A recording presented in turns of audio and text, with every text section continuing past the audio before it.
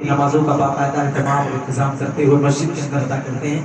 اس پر ہم اللہ رب العالمین کا بے حد شکریہ ادا کرتے ہیں کہ اللہ رب العالمین نے ہم تمام لوگوں کو اس لائق بنایا کہ ہم مسجد میں آ کر کے جماعت کے ساتھ تراویح کی نماز کا اہتمام کریں۔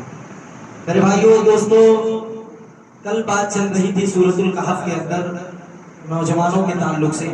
اسی سورۃ الکہف کے اندر اللہ رب العالمین نے ایک آیت نازل فرمائی، بیان فرمایا ان ھذا القرآن یہدی للتی ہی اقوم، کہ اے لوگوں یہ قرآن وہ کتاب ہے جو لوگوں کو سیدھا راستہ دکھاتا ہے۔ یہ قرآن وہ کتاب ہے جو لوگوں کو ضلالت و گمراہی سے ہٹا کر کے صراط مستقیم پر گامزن کرتا ہے، چلاتا ہے۔ اب ایک سوال ہمارے ذہن میں یہ پیدا ہو رہا ہے کہ کیا قرآن حکیم ہر آدمی کے بات کرتا ہے اور اس کو روکتا ہے، یا پھر کوئی اور بات ہے؟ آپ جب قرآن حکیم کا مطالعہ کریں گے تو آپ کے سامنے بہت ساری باتیں نکل کر کے آئیں گی۔ اللہ رب العالمین نے اسی قرآن مجید کے اندر کہا کہ اے لوگوں اپنی زندگی تم اس طریقے سے گزارو، تم شرک نہ کرو، تم توحید پر رہ کر کے اپنی زندگی گزارو، نمازوں کا اہتمام کرو، مسجدوں کو آباد کرو۔ وہ سارے اصول اور ضوابط اللہ رب العزت نے اس قرآن حکیم کے اندر بیان کر دیا ہے اور کہا ان ھذا القرآن یہدی للتی ہی اقوم، یہ قرآن وہ کتاب ہے جو لوگوں کو سیدھا راستہ دکھاتا ہے اور ضلالت و گمراہی سے بچاتا ہے اور صراط مستقیم پر زندگی گزارنے کے لیے انسان کو کوشش کرتا ہے اور اس پر چلنے کے لیے تائید کرتا ہے۔ اب سوال یہ پیدا ہو رہا ہے کہ امت محمدیہ نے قرآن حکیم کی تعلیم کو، اس کی تلاوت کو کوسوں دور رکھ دیا۔ گھاٹا کیا ہوا، نقصان کیا ہوا؟ ذلت کی زندگی گزارنے پر آج ہم مجبور ہو گئے۔ آج قرآن تو ہے صاحب ہمارے گھروں میں، لیکن رمضان ایک مہینہ اگر نکال دیا جائے تو بقیہ 11 مہینے نہ اس کی طرف دیکھا جاتا ہے، ہاں اس کو اس وقت ٹچ کیا جائے گا اور چھوا جائے گا جب اس کے اوپر دھول گندا مٹی ہو جائے گا تو اس کو کپڑے سے جو ہے جھاڑ دیا جائے گا اور صاف کر کے دوبارہ اسی جگہ پر رکھ دیا جائے گا۔ آپ کو معلوم ہونا چاہیے جتنی دنیا کے اندر جتنے سائنٹسٹ پیدا ہوئے اور جنہوں نے بڑی بڑی ریسرچ کی زمین کے بارے میں، رحم مادر کے بارے میں، دنیا کے بارے میں، آسمان کے بارے میں، موت کے بارے میں، زندگی کے بارے میں، سارے کے سارے لوگوں نے اسی قرآن حکیم سے ریسرچ کیا ہے، اس کے معانی و مفاہیم کو سمجھ کر کے، کیونکہ اللہ رب العالمین نے آج سے 1400 سال پہلے وہ تمام چیزیں باریکی کے ساتھ ایک ایک چیزوں کا ذکر کر دیا تھا جس کو دنیا آج سائنٹسٹ کہتی ہے، اور سائنٹسٹ کے طور پر لوگ ریسرچ کرتے ہوئے آج ایک سے ایک اور ایک سے ایک چیزیں جو ہے دنیا کے اندر لاتے ہیں۔ اللہ رب العالمین نے اس کو 1400 سال پہلے ہی ذکر کر دیا تھا۔ اللہ نے پہلے ہی بتایا تھا کہ اے لوگوں ہم تم کو منی کے قطرے سے پیدا کرتے ہیں، منی کے معمولی سے قطرے سے پیدا کرتے ہیں، اس کے بعد ہم تم کو انسان کی شکل دیتے ہیں، اس کے بعد اس میں ہم خون کا لوتھڑا چاہتے ہیں، پھر گوشت کا لوتھڑا چاہتے ہیں، پھر آخر میں ہم تمہارے اس میں جسم کے اندر جان پھونک دیتے ہیں۔ آپ دیکھیے کہ سائنٹسٹ اور ریسرچ کرنے والوں نے یہی چیزیں اور یہی تعبیر جو ہے آج انہوں نے ریسرچ کر لی ہے اور کہا ہے کہ ہم اپنی علم اور حکمت کے ذریعے سے تمام چیزوں کو ریسرچ کیا ہے، جبکہ اللہ رب العالمین نے اپنے نبی کے اوپر یہ تمام چیزیں پہلے سے بتا دی ہیں کہ نبی پاک انسان کیسے بنتا ہے، انسان کو ہم کیسے بناتے ہیں۔ آئیے ہم آپ کو بتاتے ہیں سورۃ القاف کے اندر اور بہت ساری سورت کے اندر اللہ رب العالمین نے تفصیلی ذکر کیا کہ انسان ایسے بنتا ہے، اس کا ڈھانچہ ایسے بنتا ہے، اس کی شکل و صورت ایسی بنتی ہے جس کو دنیا آج سرچ کر کے کہتی ہے کہ ہم بہت بڑے سائنٹسٹ اور دانی ہیں۔ میرے بھائیو اور دوستو، کہنے کا مطلب یہ ہے ہم نے قرآن کو چھوڑا، ہم ذلیل ہوئے، غیروں نے قرآن کو پکڑا، وہ سریا کی بلندی اور عزت کی زندگی گزار رہے ہیں۔ آج ہم قرآن کی تلاوت سے کوسوں دور ہیں۔ رمضان کا مہینہ ہے، ہم اور آپ لوگ مسجدوں کے اندر آ کر کے اہتمام کرنا چاہیے کہ ظہر کے بعد عصر کے بعد کسی بھی وقت میں آ کر کے قرآن حکیم کی تلاوت کرنی چاہیے. ہمارے پاس اچھا خاصا وقت بھی رہتا ہے لیکن ہم قرآن حکیم کی تلاوت سے دور رہتے ہیں. میرے بھائیو اور دوستو, قرآن حکیم کی تلاوت ہم تمام کے تمام لوگوں کو کرنا چاہیے اور کوشش ہماری یہ رہنی چاہیے کہ تفسیر کر کے بھی قرآن پڑھے بھی اور اس کے ساتھ ساتھ تفسیر کی کتاب کو بھی اپنے ساتھ رکھے, ترجمہ قرآن کے ساتھ پڑھے تاکہ اللہ نے کیا کہا ہے کس چیز کا تذکرہ اللہ رب العالمین کر رہا ہے اگر ساتھ ہی ساتھ آپ یہ بھی پڑھیں گے تو انشاءاللہ تعالی آپ کی زندگی میں ایک الگ قسم کی بدلاؤ آئے گا. ایک دوسری آیت, دوسری سورت سورہ مریم. اللہ رب العالمین نے اس سورت کے اندر بہت سارے انبیاء کا تذکرہ کیا ہے. اللہ نے حضرت زکریا علیہ السلام کا تذکرہ کیا ہے. جب زکریا علیہ السلام نے ضعیفی اور کم عمری کے عالم میں اللہ رب العالمین سے ندا لگائی, صدا لگائی, اذ نادا ربہ نداء خفیہ. زکریا علیہ السلام نے بڑھاپے کی عمر میں اللہ رب العالمین سے دعا کر رہے ہیں, اے اللہ میں تجھ سے بیٹے کا طلبگار ہوں, اللہ رب العالمین تو مجھے ایک بیٹا دے دے. اذ نادا ربہ نداء خفیہ قال رب انی بہن العظم منی واشتعل الرأس شیبا ولم اکن بدعائک رب شقیا. اے اللہ رب العالمین میں تجھ سے بیٹے کا طلبگار تو ہوں لیکن اے اللہ میں بھی کمزور ہو گیا ہوں, ضعیف العمر ہو گیا ہوں, میری بیوی بھی 5 ہے وہ بھی کمزور ہو گئی ہے, اس کی ہڈیاں کمزور ہو گئی ہیں. اے اللہ رب العالمین وہ بیٹی اور بیٹا پیدا کرنے کی طاقت اور استطاعت میں نہیں ہے, وہ کمزور ہو گئی ہے, لیکن اے اللہ میں تیری رحمت سے نا امید نہیں ہوں. اے اللہ رب العالمین تو مجھے ایک نیک اور صالح بیٹا دے دے. اللہ رب العالمین نے زکریا علیہ السلام کو اس ضعیفی اور کم عمری کے وقت میں بھی ان کی بیوی کے ذریعے سے اللہ رب العالمین نے ان کو یحییٰ کے ذریعے یحییٰ علیہ السلام کی خوشخبری دی. ان کی بیوی 5 تھی, وہ بیٹا نہیں پیدا کر سکتی تھی لیکن اللہ سے لو لگاتے رہے, امید وابستگی قائم کرتے رہے اور اللہ رب العالمین سے مانگتے رہے.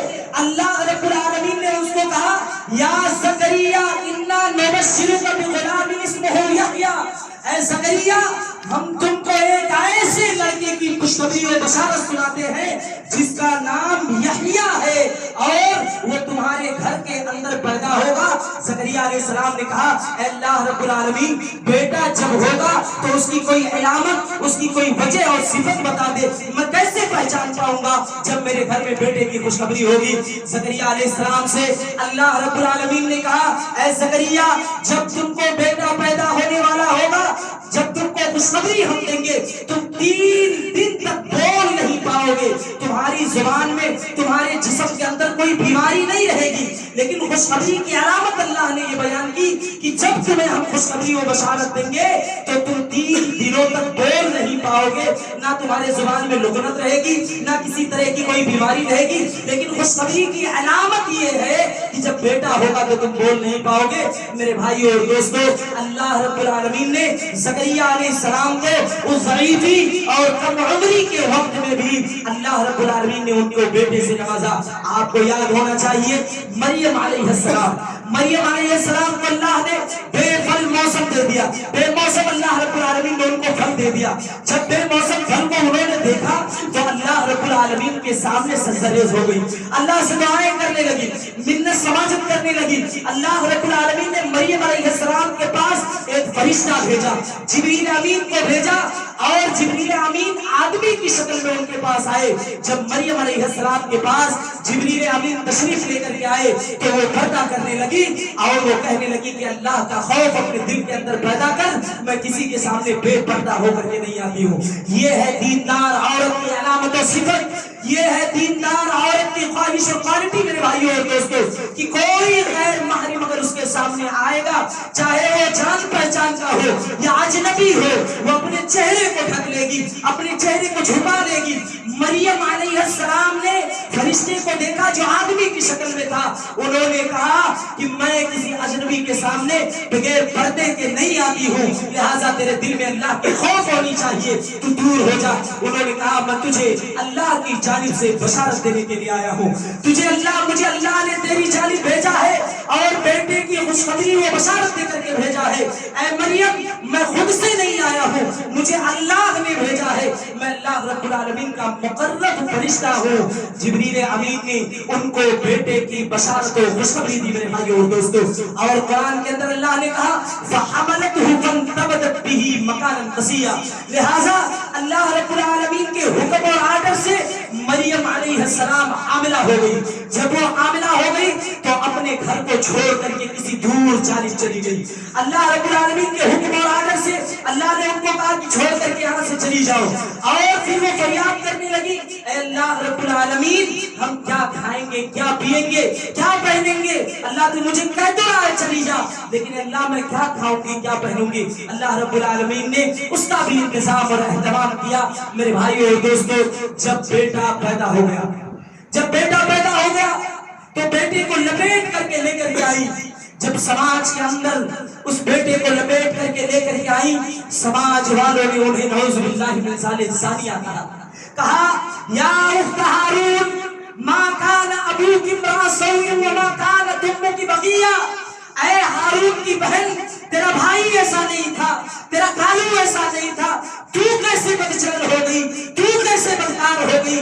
تیرا خالو تو ایسا نہیں تھا، تیرا بھائی تو ایسا نہیں تھا، تو کیسے بدکار ہو گئی؟ یا اخت ہارون ما کان ابوک امرأ سوء وما کانت امک بغیہ۔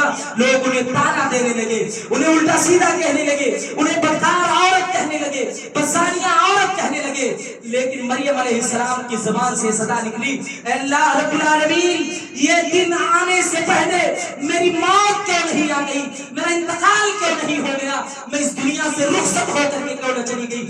یہ دیندار عورت کی کیٹیگری اور صفت ہے میرے بھائیو اور دوستو۔ اگر اس کی ذات پر، اس کی عزت کے اوپر کوئی کیچڑ اچھالے گا، کوئی کیچڑ اچھالے گا، وہ برداشت نہیں کر پائے گی اور وہ سوچے گی کہ اس سے بہتر تو یہ تھا کہ میرے لیے موت آ جاتی اور میں اس دنیا سے رخصت ہو جاتی، لوگ میری عزت کی کیچڑ کی عزت کے اوپر کیچڑ نہ اچھال دے۔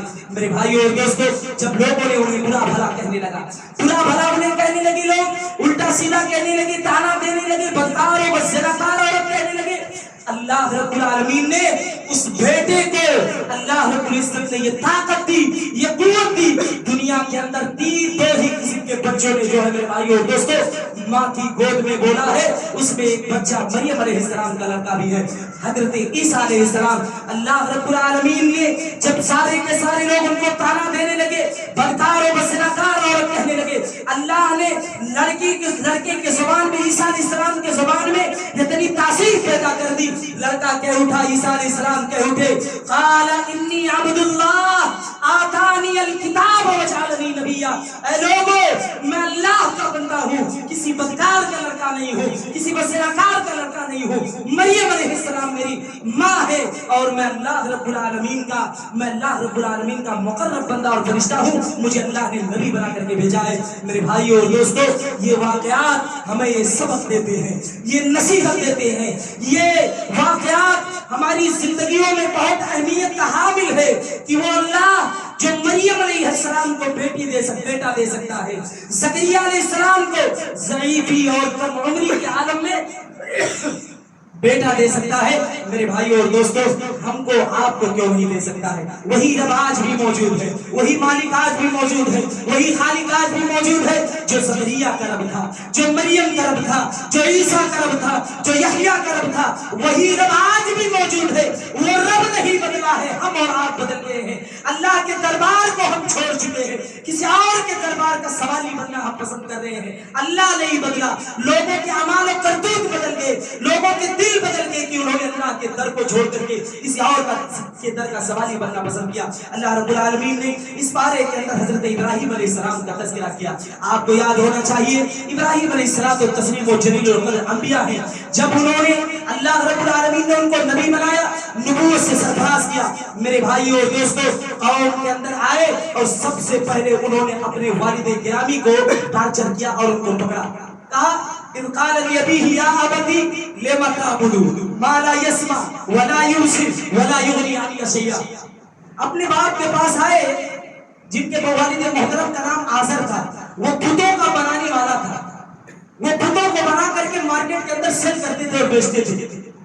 ابراہیم علیہ السلام نے اپنے باپ سے کہا اے ابا جان اذ قال لأبيه يا أبت لم تعبد، آپ کیوں اس کی عبادت کرتے ہیں؟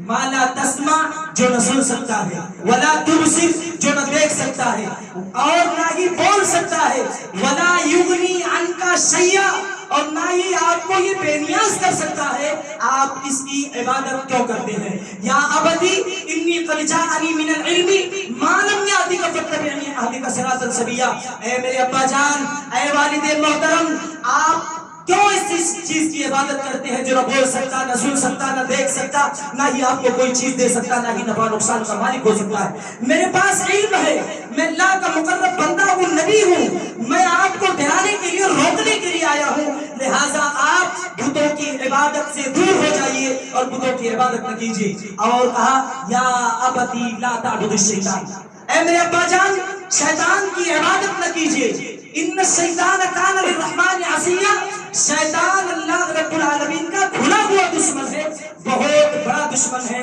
جب والد محترم نے اتنا سنا کہ بتوں کی عبادت کو چھوڑ دیا جائے، بتوں کو بنانا چھوڑ دیا جائے، اور ابراہیم جو بات کہہ رہا ہے اس کی بات کو مانا جائے، انہوں نے کہا اے ابراہیم تو یہاں سے بھاگ جا، اے ابراہیم تو یہاں سے بھاگ جا، اور تو مجھے یہ کہہ رہا ہے کہ میں ان بتوں کو بنانا چھوڑ دوں، ان کی عبادت کرنا چھوڑ دوں، رہتی دنیا تک میں جب تک اس دنیا کے اندر زندہ رہوں گا یہ بت بناتا رہوں گا اور ان کی عبادت کرتا رہوں گا، تیرے بہکاوے میں میں آنے والا نہیں ہوں۔ ہاں یاد رکھ لے، اگر تو یہاں سے گیا نہیں تو یاد رکھ لے میں تجھے پتھروں سے مار مار کر کے ہلاک کر دوں گا۔ یہ ابراہیم علیہ السلام کے والد گرامی کا جملہ تھا میرے بھائیوں اور دوستوں، لیکن انہوں نے دعوت و تبلیغ کے پیغام کو نہیں چھوڑا اور امر کو نہیں چھوڑا، لگے رہے، قوم کو سمجھاتے رہے، بتاتے رہے، سکھاتے رہے۔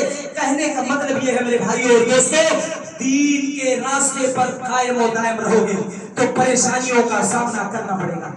یہ دین کا مشن اور دین کے کام کو مضبوطی کے ساتھ لے کر کے چلنا، یہ انبیائی مشن ہے، اس میں غیر نہیں، اپنے آپ کو تکلیف دیں گے، اپنوں سے زیادہ خطرہ اس میں ہے۔ اس دینی مشن میں نکلو گے، چلو گے، مسجدوں کی عزت کرو گے، تقریب کرو گے، ان کو دیکھ بھال کرو گے، میرے بھائیوں اور دوستوں آپ کو دشواریوں کا سامنا کرنا پڑے گا، لیکن ابراہیم علیہ السلام نے ساری چیزوں کی قربانی دے دی۔ اللہ رب العالمین کے دین کی دعوت کے چکر میں باپ کو چھوڑا، شہر کو چھوڑا، گھر کو چھوڑا، قریبی رشتہ داروں کو چھوڑا، پڑوسیوں کو چھوڑا، کس کے لیے؟